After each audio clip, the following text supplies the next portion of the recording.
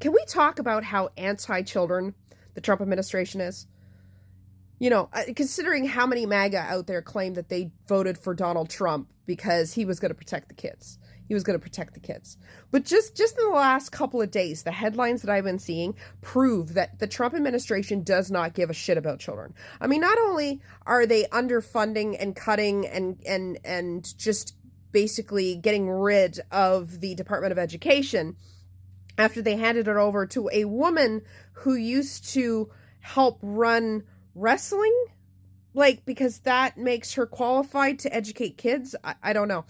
But they decided to cut all funding to public broadcasting. So free public broadcasting that for decades has educated children with shows like Sesame Street, and just cut. And the Corporation for Public Broadcasting basically said that they're going to have to shut down. They don't have the money. There's no way that donors like you and me are going to be able to make up the millions upon millions of dollars that they were getting from the government in order to, if there's no way they can continue to operate unless they started doing what everyone else does and put in advertisers, and which is not healthy for kids. The whole point of those programs is that they were ad-free. They were ad-free, so kids were not inundated with sugary cereal ads and ads for toys and everything else. It was all about education, not product placement, not making, but it's gone. It's gone. And yet this is supposed to be an administration that's for kids. You're destroying their future education when you do shit like this. Oh, but, of course, the Trump administration has fucking money now, $200 million for a gaudy ballroom that is going to stick out like a sore thumb from the White House, but you have no money for public broadcasting. I'm glad Mr. Rogers has passed on, because he would be disgusted. It would have broken that man to see what they're like.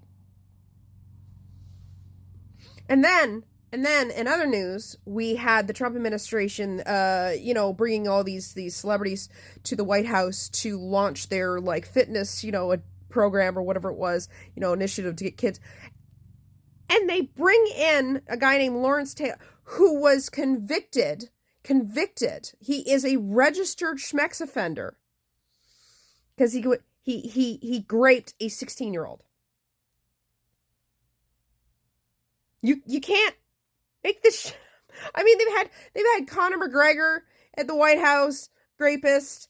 They had Triple H at and I'm pretty sure, what is it? His dad is a rapist. What the fuck? But this is the administration that's going to protect kids, right? This is the administration that's going to protect kids. They moved Ghislaine Maxwell to a minimum security prison. Oh, how cushy for her. Is that part of her deal for covering up things for Trump?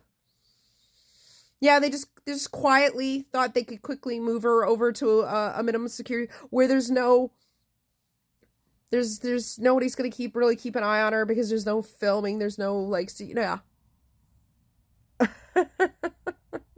But this administration is going to protect kids. We are taking a woman who basically not only was a schmex trafficker, but also was a horrific person and raped victims too. And they moved her to a minimum security prison. Yeah, must. Are you feeling good, guys? Feeling good?